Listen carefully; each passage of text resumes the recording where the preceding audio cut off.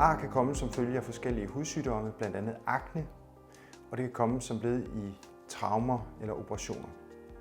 Ar kan heldigvis behandles, og om et øjeblik vil jeg vise, hvordan man kan behandle en meget hyppig form for ar efter hudsygdommen akne med forskellige behandlingsteknikker. Nu har vi optegnet arne på Jeppes kind efter hans akne, og man kan se her, at han har enkelte tilbagestående akne-cicatricer eller akne-ar af typen rolling scars eller bølgear. De egner sig rigtig godt til behandling med Subcision, og det skal vi se om et øjeblik. Arne skyldes, at der er små artråde i bunden, som holder bunden af arret fast. Og når man strækker i huden, kan man løfte arret, men lige så snart man slipper huden igen, falder arret sammen. Det er vigtigt at foretage en grundig undersøgelse af huden, vurdere typen af ar og hvilken behandling der skal til. Ved forundersøgelsen informerer jeg om behandlingen, og du har mulighed for at stille spørgsmål. Nu går jeg altså ind her med min kanyle, som har et lille skalpelblad på siden. Jeg har lokalt bedøvet hudområdet, så Jeppe han kan ikke mærke noget. Jeg går altså ind med kanylen her i huden.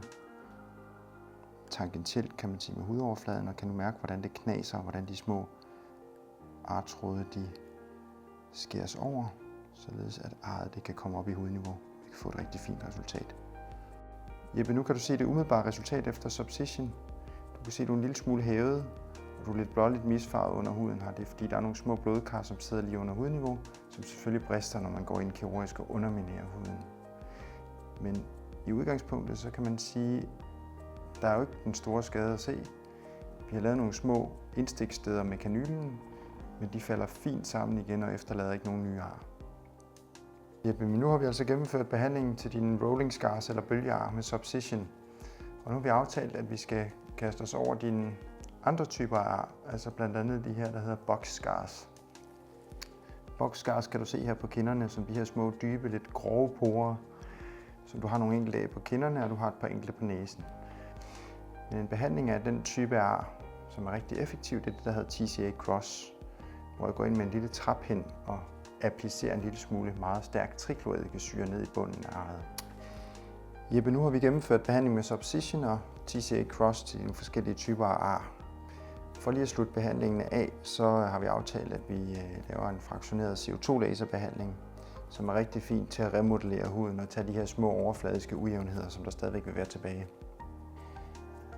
Som man kan se, så laver CO2-laseren en masse små, helt tætstillede huller i huden. Og hvert enkelt lille hul stimulerer huden til at lave nyt bindevæv og dermed remodellere huden, som man kalder det, altså det vil sige udjævne arne og bedre hele hudstrukturen. Godt, Jeppe, så har vi altså gennemført 3 forskellige behandlinger af dine aknear, og resultatet af behandlingen kommer gradvist, og du kan forvente at se det fulde resultat i løbet af et halvt års tid. Man kan vælge at gentage behandlingen efter nogle uger, hvis man vil speede processen op.